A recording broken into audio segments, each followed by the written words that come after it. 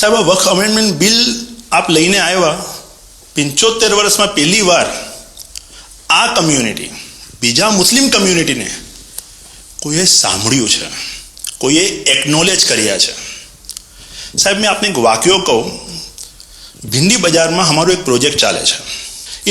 हमारे प्रोजेक्ट में एक जगह है भिंडी बाजार के अंदर जो हमने 2015 में खरीदी. हम मालिक हैं, बहुत मेहनत से खरीदी. उस जगह को 2015 में लिया, 2019 में कोई नासिक का और अहमदाबाद का शख्स जाके बोलता ये जगह वक्फ है. वक्फ तो वहाँ पे तो लोग रहते हैं, टेनेंट्स से दुकानें हैं. एक 700 स्क्वायर फीट जगह पे कोई नमाज पढ़ता होगा जो कम्युनिटी हॉल होता है. सब ये गवर्नमेंट ने एक्चुअली ये सारी चीज़ों पे वक्फ कर दिया है. वक्फ का मतलब अब रुक जाओ, ये नहीं चलेगा. बहुत ही महंगी जगह है और हमने बहुत मुश्किल से ली है. 2019 के अंदर कोई थर्ड पार्टी, इसका कोई लेना देना नहीं है, वो जाके ये जगह को वक्फ कर देता है. तो सर, कानून में बदलाव तो लाना होगा. जैसे हम देखते आ रहे हैं कि गरीब महिलाएं हो, कम्युनिटी विमेन हो, ये अगर पैसा आवक हो रही है और कानून में बदलाव आ रहा है, उसका फायदा कहीं ना कहीं पहुंचना चाहिए. तो ये सारे विजन जो गवर्नमेंट ने लिए हैं, दाऊदी बोहरा कम्युनिटी उसका बहुत सपोर्ट भी करती है और आपसे बहुत शुक्रगुजार हैं हम इस चीज़ के लिए कि आपने हमें एक्नॉलेज भी किया.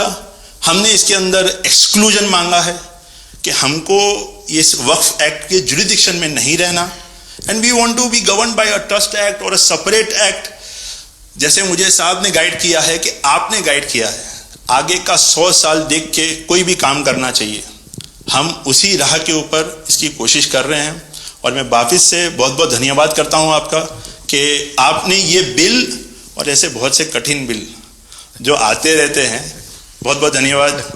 मैं एक और चीज़ शाह साहब के द्वारा ये कहता हूं कि सैयदना साहब की उम्र अल्लाह ताला तार रोज़े क़यामत दराज दराज करे.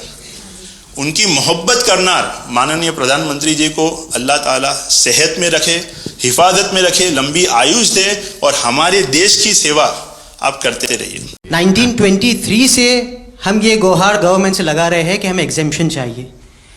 जो 51st हिज होलीनेस थे, उसके बाद 52nd सैयदना साहब और आज 53rd दाइल मुतलक सैयदना साहब वही सेम बात कर रहे हैं कि हमें एग्जेम्पशन चाहिए.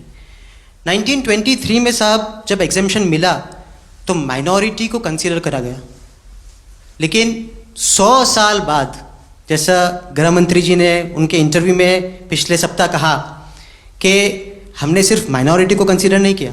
साहब, ये जो एक्ट आया है वो प्रिवी काउंसिल क्यों लेकर आई? प्रिवी काउंसिल ने ये एक्ट इनैक्ट किया माइनॉरिटी के प्रोटेक्शन के लिए.